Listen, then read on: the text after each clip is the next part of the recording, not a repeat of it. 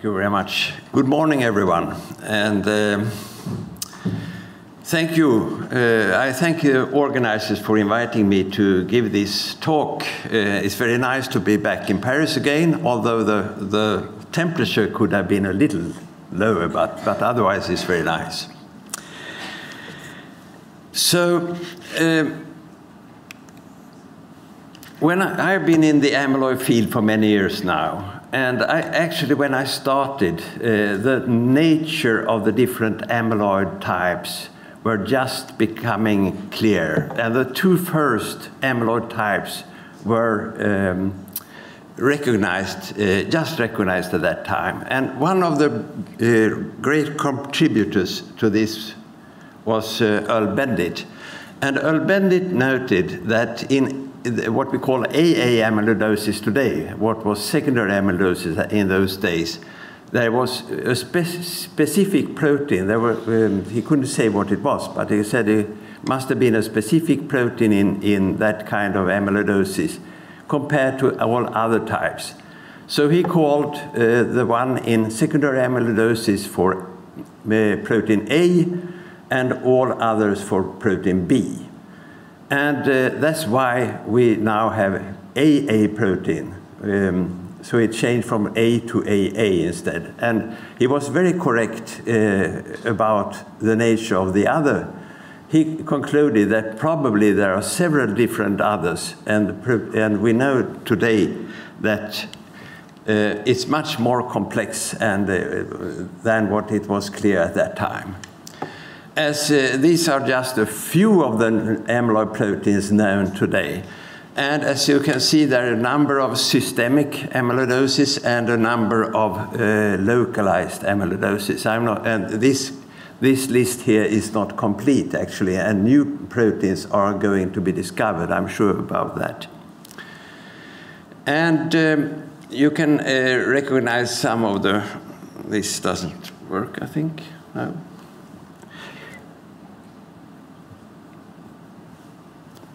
See if, oh, the pointer doesn't work, but it's clear anyway. And we know today that many proteins can make amyloid fibrils in vitro, and there are people saying that every protein can make amyloid fibrils in vitro.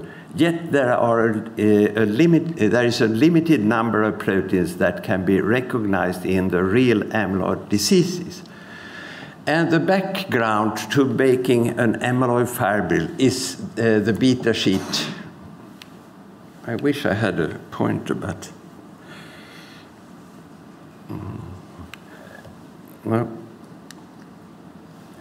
well, you can see up to the left. It's clear that all amyloid proteins in the fibril are in beta sheet structure. And there are always two sheets that are stuck together in parallel. And these two sheets are bound together through the side chains in the two different sheets in a very complicated interdigiting way that now is called a steric zipper. And this zipper is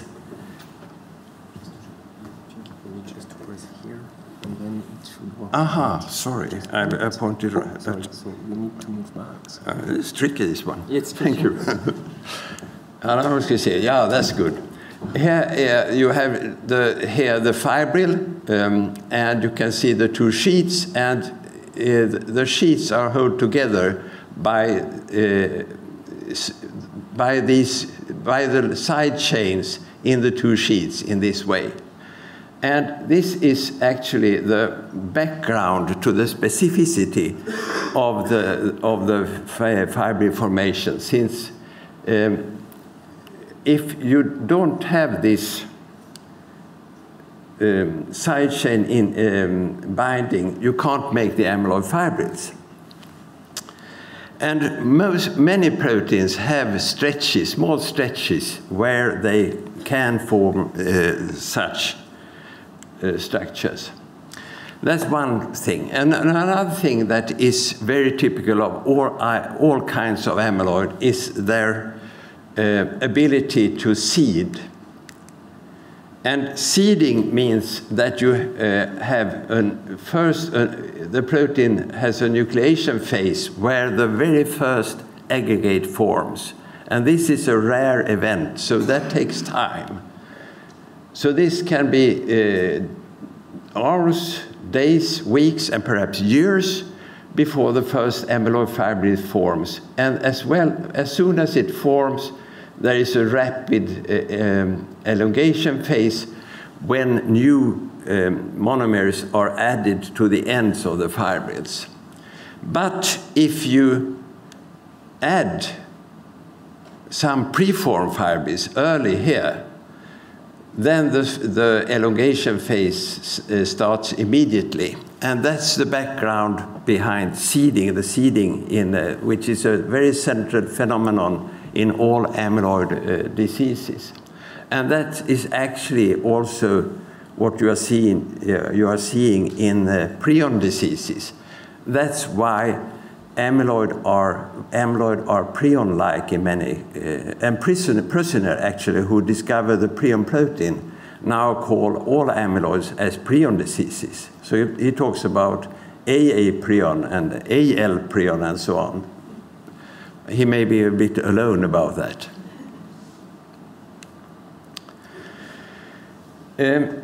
Another thing that is very typical of many amyloid proteins is that most amyloid proteins are lacking a piece of the precursor protein in order to form the amyloid fibrils. And this is here's exemplified by protein AA, where you have the protein A serum, the precursor serum AA here, with its alpha helix formations. And in the formation of the AA protein, the C-terminal part is disappearing. This part of the molecule is disappearing. And opening the protein and make this interaction and this steric zipper possible. And this is just an example. You see the same in AL amyloidosis and also in TTR amyloidosis, actually. And actually most, or perhaps almost all amyloid proteins are not the whole precursor, but a piece of the precursor. Now, I will talk about systemic amyloidosis and to a large part of AA amyloidosis as an example, actually. And the principle behind the systemic amyloidosis is that the protein is formed at one site, for example, the liver, as in AA protein, and delivered to the plasma, circulating in a form that we don't know. We don't know exactly how the protein that circulates in the plasma looks like. For example, if it's already cleaved, or if the full-length protein, if it's normally folded or not. These are things that have to be discovered, actually. Then, from the plasma, the protein will deposit in different organs like kidneys, heart, spleen, and so on. And we don't know how it's delivered. We don't know how it's transported either. So although we know a lot, there is a lot of things to discover. And one of the very central questions, actually, that I've been thinking of, and that is, where and how is the very first amyloid fibril formed? We don't know that for AL amyloidosis, for example, or TTR amyloidosis. Is it a stochastic event by chance? Is it by seeding by something that we don't know? Cross-seeding, perhaps, which I don't have time to go into now, or interaction with something that we don't know exactly either. We don't know if it's one site or several sites or several non-specific sites. These are also things that we have to study more. We know little about one kind of amyloidosis, and that's AA amyloidosis again in the mouse. Since the mouse is still the best, I think, example of animal animal model for systemic amyloidosis.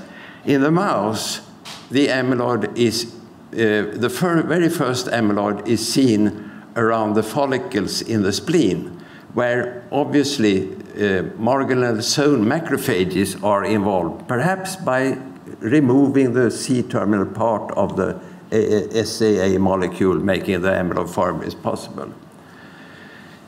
But there are also other things, and one thing, there are also other components in the amyloid, for example, heparan sulfate proteoglycan. And a pioneer in studying that was Bob Kisilevsky, who unfortunately passed away just a few weeks ago, who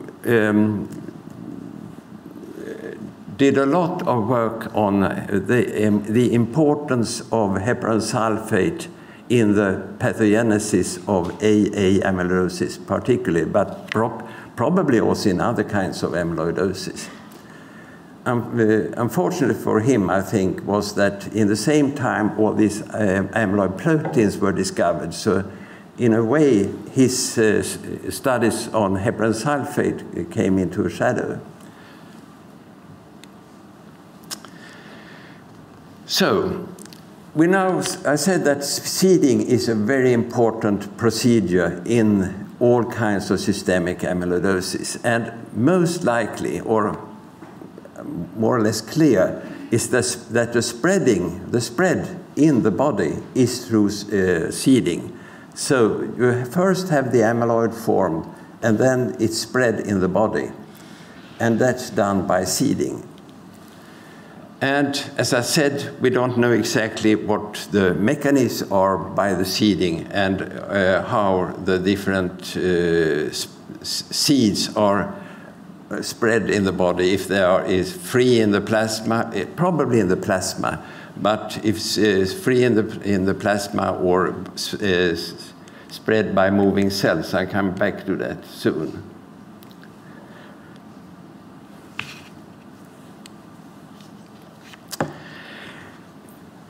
For sure, if now a seed can work in the body, can the seed also work between individuals, between different individuals of the same species? And yes, it can. We know that from the mouse model once more, that AA amyloidosis in the mouse is transmissible. And that was shown many years ago, actually, that you can transfer amyloid from an amyloidotic mouse to another one if the mouse has an acute phase going on. And that has been shown for sure in mice, but also in other species actually, guinea pig, mink, and also in birds. The last I think I saw was quail. So can it occur in human? No one knows. But I can say that in the mouse, what is delivered experimentally is an extract of fibrilles. And extracts of fibrilles given to a recipient mouse is extremely efficient in transferring amyloidosis, actually. You can go down to femtomolar of protein, and it's still efficient. And not only that, originally the seed was delivered intravenously, but it can also be delivered orally and is still transmissible. And that has been shown not only in mice, but also in birds and some other species. So yes, it's transmissible in the mouse. And another thing that is also very important, perhaps at least very important, is that if you have the seed, got the seed, it will stay there in the mouse at least for years, or at least half a year, I guess for years, and still be efficient. That means that if you get a seed and then get a condition that is suitable for AA amyloidosis that will develop suddenly.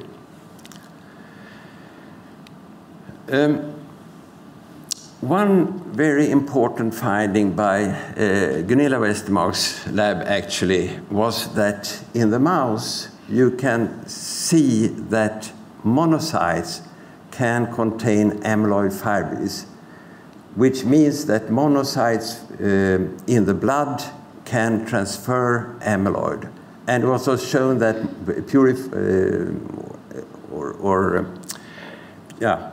extracted monocytes from a mouse with AA amyloidosis was actually able to transmit amyloidosis to a recipient mouse.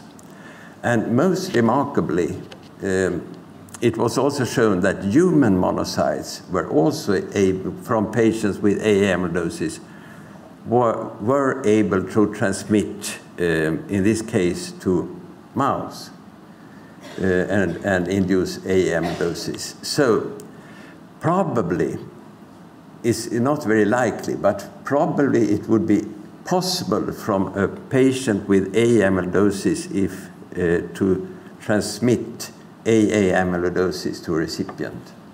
That hasn't been shown, and this is probably an extremely rare and perhaps improbable event, but technically it's possible. So that was the same species. Then we have the possibility, of course, that AA amyloidosis can be transmitted between species. And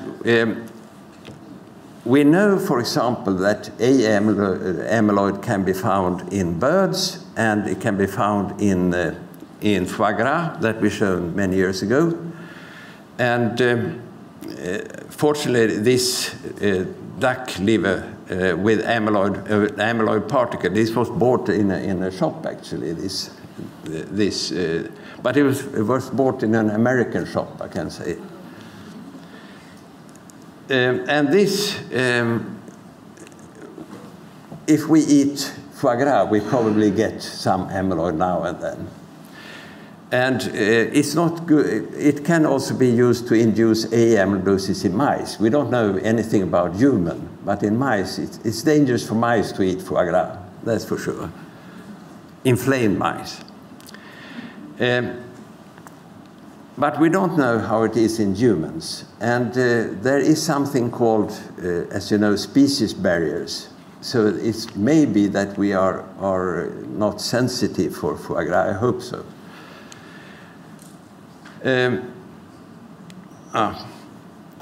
But there are also other sources for possible sources for AA amyloidosis. There was a study from a Japanese group some years ago that found that healthy cattle in Japan could contain AA amyloidosis, or cow AA amyloidosis. They found, I think, 4% or something like that. So we thought, okay, that's Japan. What about Sweden? So we did a study first with Swedish cows, obviously healthy Swedish cows. Did they contain amyloid? Yes, we found one in 97. So we thought that was a low number. So we also asked some collaborators in Italy. And actually, in the material from Italy, 15 cows out of 99 had AA amyloidosis in the body. And these were healthy cows that went to slaughter and for human food. So the reason is not known, of course, in these cases. And it was only 2 slaughterhouses, so there could be big differences between the different slaughters and the cattle, of course. We can note that these cattle that actually had amyloidosis were not particularly old, and they didn't have any diseases either. That were obvious, but so we don't know the reason for this. But I will just show a few examples how it could look like. Here is the Swedish cow with the amyloid in the kidney. and the Italian cow here with immune staining. You can see amyloid in the kidney here too, and also in the glomeruli of this cow. Here's a glomerulus, and you can see amyloid here in the glomerulus. And more importantly, we could also see that there were some small but still some amyloid in the muscle here in the diaphragm, but probably in other striated muscle as well. So most likely we are getting also amyloid in the meat that we eat. But again, there are species barriers, so we don't know if there is a species barrier between cow and human. We hope so, of course. But there is another thing that is made also, well, before us. So it could also be that, although it's a rare event perhaps, that we are actually ingesting amyloid that can cross the species barriers.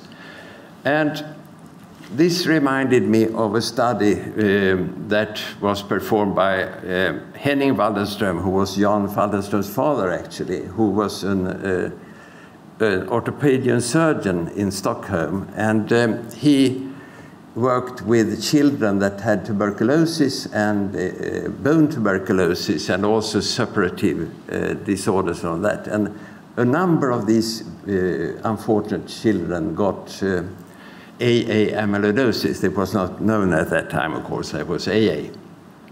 But he questioned, he made this quite good question. What can be the reason that different patients having exactly the same illness with quite as bad general condition and the same abundant separation, amyloid is developed in one and not in the other? Maybe some were seeded and some were not seeded. That's just an idea. It's nothing proven at all. This is an example of a child that didn't get AA amyloidosis. Then we have the question about cross-seeding. These were AA to AA. But there are, you know, the amyloids are related more or less by these specific conformations. And we have cross-seeding so that one kind of amyloid can actually interact and give rise to another kind. We know that experimentally at least.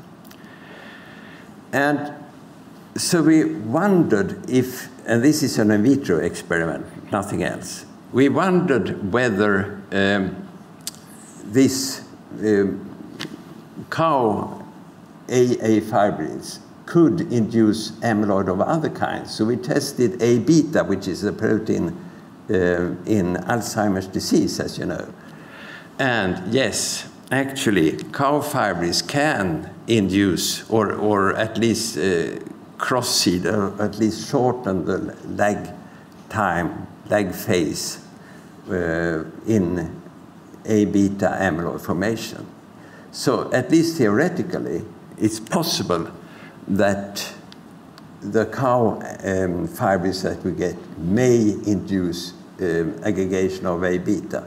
Again, this is an in vitro experiment, and we should remember that forming fibrils in vivo is probably much, much more complicated than we can replicate in the test tube.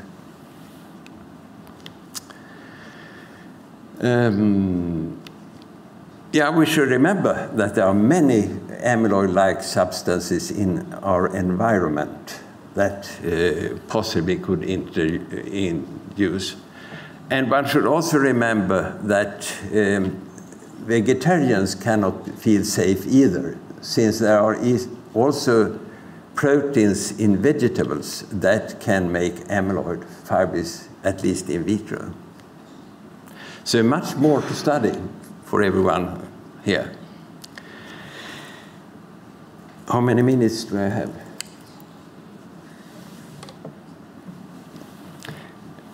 I will say a few words about strain. Strain is something that is very much talked about in localized amyloidosis, particularly in the brain. It started with prion diseases, but now it's also talked about in A-beta and in alpha-synuclein and so on.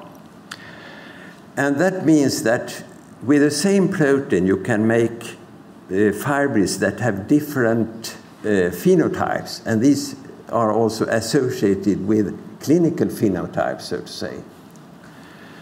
And that has been shown first in vitro, that you can transmit this from one test tube to another, and showing that is transmissible. These strains, so-called strains, are transmissible in vitro.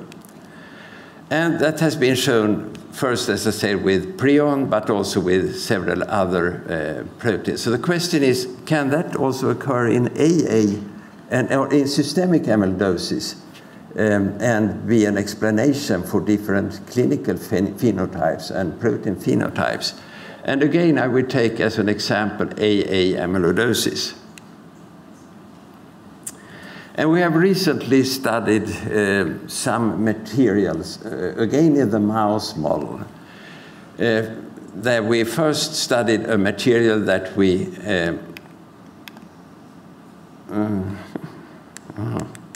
sorry, I'm pressing too. So, a material that, an extract that we made 22 years ago. And compared to that with the more recent, it's only 4 years ago, and found that with these extracts, we could show that these behaved like strains that were transmissible from mouse to test tube to mouse to test tube.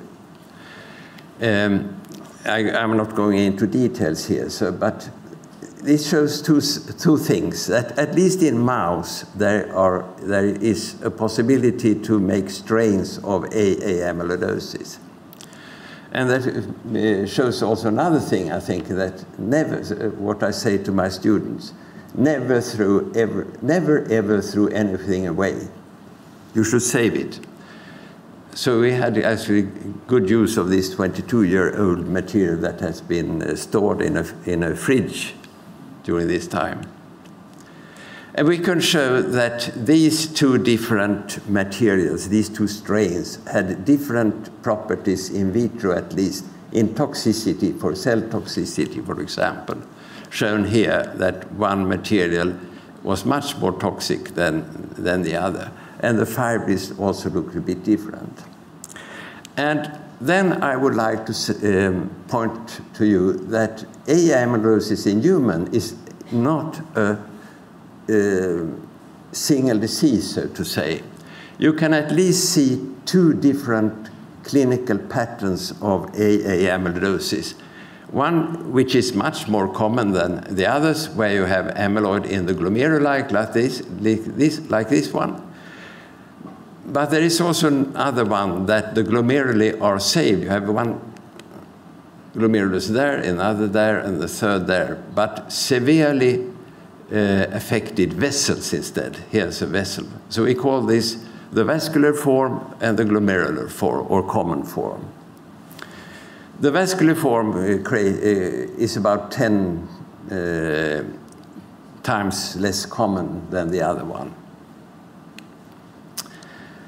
And this is also associated with differences in the protein. It's the same precursor, exactly the same precursor, serum amyloid 1.1, but the protein, the amyloid proteins look a bit different. The ordinary one is only one fragment of the SA molecule, while the vascular constitutes of two different fragments, one bigger and one smaller than that one in the glomerular. So this could actually be an example of strain.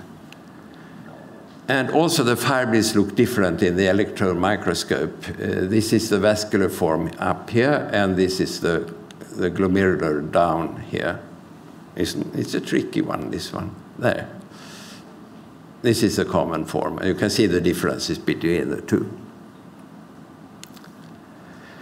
And the idea here is that maybe there is something that creates, there must be something, a difference here, of course. And there may be a seeding phenomenon, perhaps, that explains these different differences. One giving rise to one pattern and the other with another pattern, but it's still the same protein, exactly the same protein. This is difficult to study nowadays since AA amyloidosis has become so rare in Sweden, so we very rarely see the vascular form any longer. We rarely see any AA amyloid cases at all, actually, nowadays. Now, the last minutes, regression. I come back to the study by Henning Waddenström from 1928. I think this was the first example of clinical regression of an amyloid form. He noted that when he was successful in treating the children with separation, tuberculosis and separation also, and AA amyloidosis, the amyloid that could be recognized by enlarged livers disappeared gradually. He also showed that by making biopsies, actually, at that. That's quite clever. I think that really was the first examples showing that amyloidosis actually is curable, at least AA amyloidosis. And that's probably true through the other forms as well. And there are probably a lot of different mechanisms behind resolution. Of course, we know a lot of how to get to it. We know that actually from this study that a natural resolution is possible without any more treatment if you get away, if you get rid of the precursor protein. And that's exactly what we are doing today, both in AA, AL and TTR amyloidosis. And that's the idea behind liver transplantation. That was not so good since we have the wild type protein left. That's what we are doing with AL and also with AA amyloidosis, of course. And also the new therapies are in the same field. And there are also a lot of other ideas here how to come to amyloid resolution and beta. There is not much therapies yet that really can attack the fibril itself. There are some ideas about that, small molecules, for example. And doxycycline has been suggested to work in this way. But there are also other possibilities like attacking heparan sulfate proteoglycan or attacking serum amyloid P component that is always attached to amyloid fibrils and thought to be something that protects the fibrils from degradation. I'm not sure that this, I don't know the situation now for the clinical trials with this, but there have at least been clinical trials regarding these things. So to stop here, I think, I would say that although we have done a lot progress in amyloid, both basically and clinically, there are still a lot of things to discover for the future. Actually more than we can think about, I think. So thank you for your attention.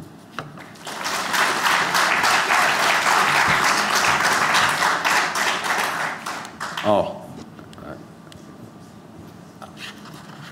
this is something one shouldn't forget, of course, all the people who have been working here. I will particularly mention Gunilla, who's sitting there.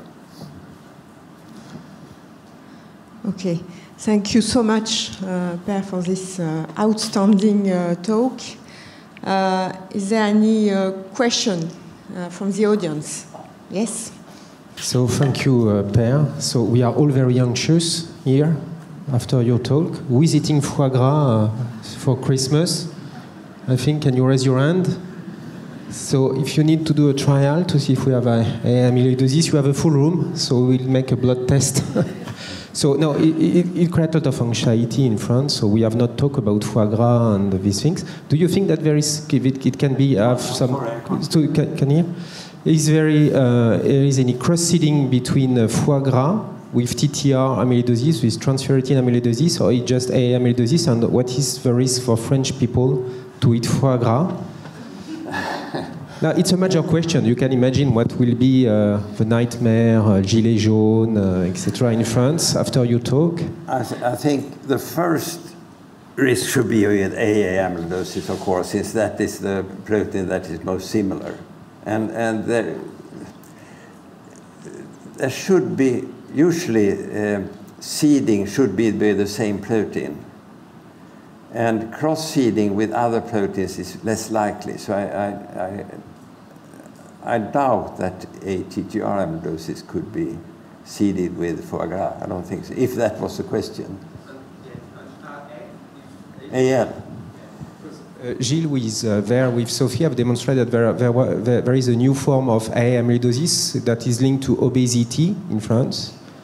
Do you think that it's possible so that French foie gras leads to this sort of type of amyloidosis? I don't know if Gilles and Sophie can react about that, but I'm very anxious, in fact. I can't never say no, but, but I think it's unlikely. But who knows? Pierre, here. Okay. Very nice talk. Just a question about the truncated proteins that start the seedings. In most mass spec analysis, you can also find most of the time the full-length protein. So do you think that the truncated is needed for the seedings, but after that the full length can amplify, polymerize, or is it just a non-specific adsorption of the full-length proteins? It's a good and old question that hasn't been solved yet. There have always been two groups. One who says that cut comes after fiber formation. The other says, no, we must have cut first. And that's not completely resolved. I belong to those that think that you need a cut first, at least for forming the first nucleus. But after that, maybe that full length can add to the... But that's something that has to be resolved. Okay, no more question. Gilles Gratteau, that I can see here. Okay, so thank you so much for the talk.